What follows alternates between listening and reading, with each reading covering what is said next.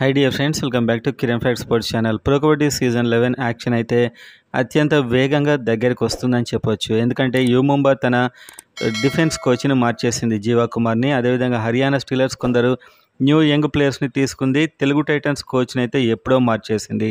ఇదంతా చూస్తే మీకు ఏమనిపిస్తుంది? యాక్షన్ దగ్గరికి వచ్చేసింది ఆల్మోస్ట్.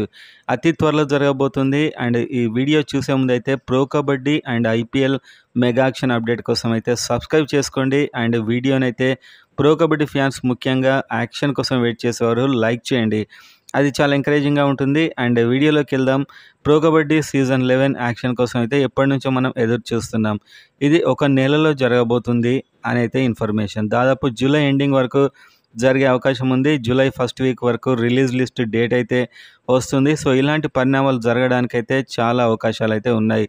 అండ్ ఈలోపు తెలుగు టైటన్స్ కోచ్ క్రిషన్ కుమార్ హుడాని పెట్టారు. అండ్ ఈసారి తన టీంని అయితే ఖచ్చితంగా మార్చేస్తాడు.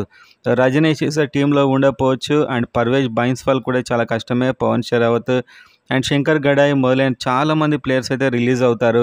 మొత్తం కొత్త టీంని అయితే ఫామ్ చేయబోతున్నాడు. యంగ్ రైడర్స్ ఉండే అవకాశం ఉంది. ఇదివరకు ఇలా ఒక్క రైడర్ని నమ్ముకొని ఉండే పరిస్థితి ఉండదు. ఎందుకంటే క్రిషన్ కుమార్ హుడా అలాంటి ప్లేయర్స్ని తీసుకోడు.